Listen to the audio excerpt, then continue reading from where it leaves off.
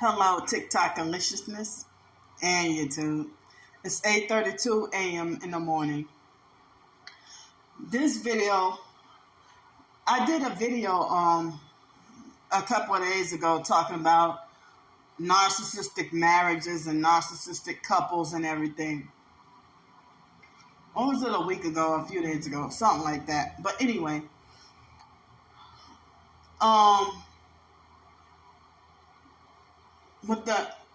I've never been married ever, but and the most I ever had was like maybe 6 months of one time in my life, 6 months relationship. But for me, hearing and seeing about other situations, the narcissistic abuser in all walks of life, power and so-called position of authority makes them considered as right. And so usually when you got money, you're granted power, respect, and sometimes, not always, but sometimes fame. So what the evil narc, and whether it be the man or woman, that's the breadwinner. They're always the ones who support, because they got money and power and the power of persuasion, manipulation, charm, and twisting their words, make their lies sound credible and believable. Because when you tell the truth, people think that it doesn't make sense and you're crazy. But if a person lies, people would rather go along with whether it's true or false. They will want to go along with what makes sense to them or what sounds logical to them. So with the narcissistic couple, if there's a narcissistic divorce, and like I came across this, or I maybe did a little research on it, about when couples get divorced, and they try to make it like as if, okay, if you divorce your spouse and you're still living with that spouse, they try to make it like as if you've lost all rights to everything.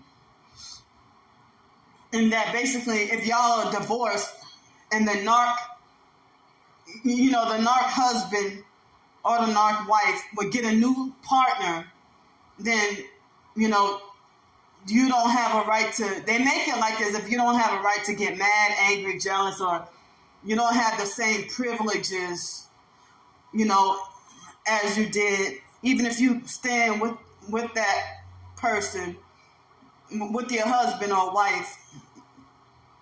And so, like, say, for example, a lot of people are afraid to leave narcissistic relationships or marriages because,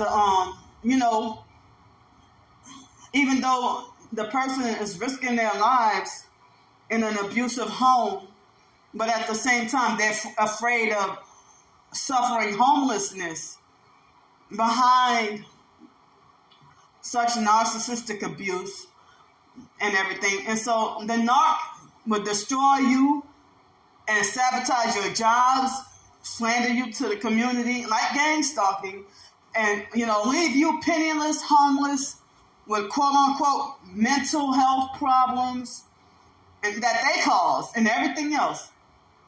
So, if they'll make it like, well, you've lost your rights to access to that bedroom, or you've lost your rights to having a key to the house, or this, that, whatever. So if you're in a narcissistic marriage, and if it's considered a societal rule that you've lost all the privileges to everything because you've left to be destitute, broke, poor, gang stalked, and everything else, because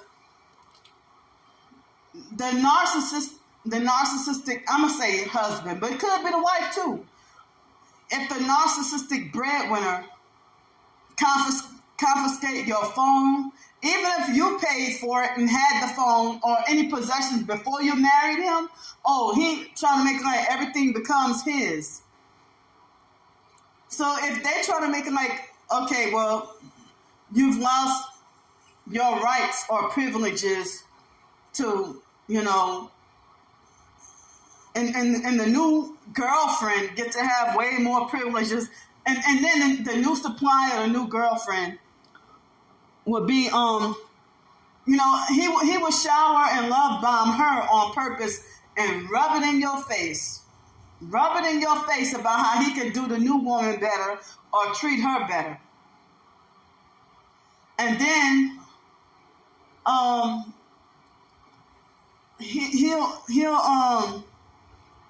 if they try to make like you lost your rights to access to the bedroom, the car keys, the house, the narc will change the locks. But if you do end up staying there, they try to make it like as if you don't get the same privileges and rights as you did when y'all were married.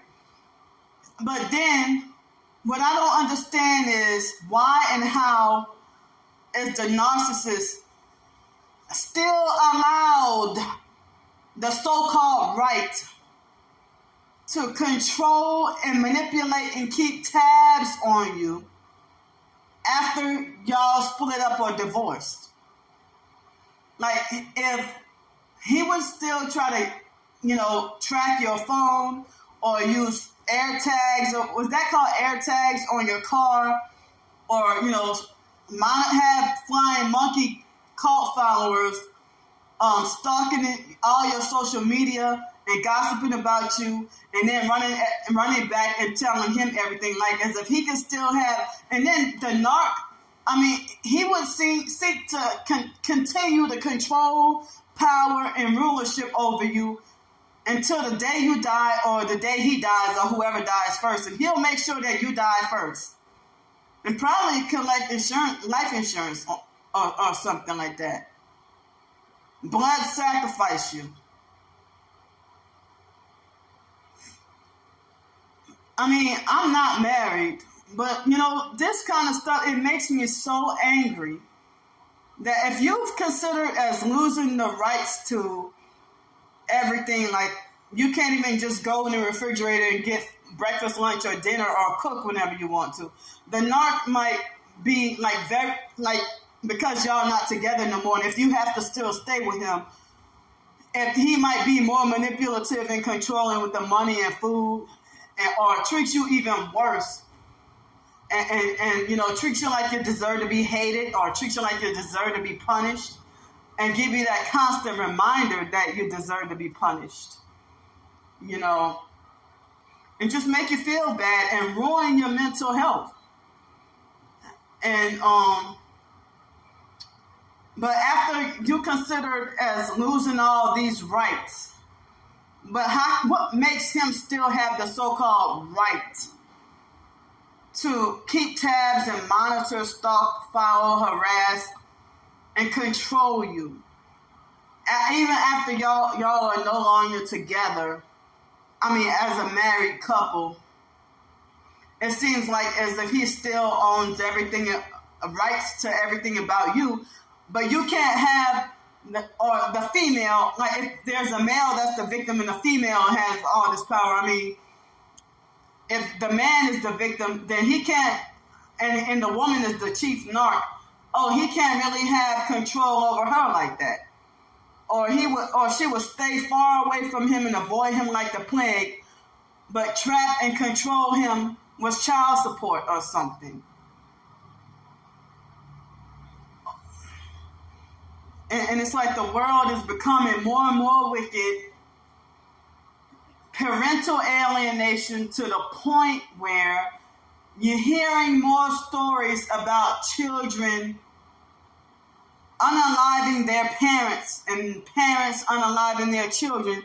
And I understand that, we're living in a colder world. The Bible prophesies about this. And it's very cold and it's very depressing.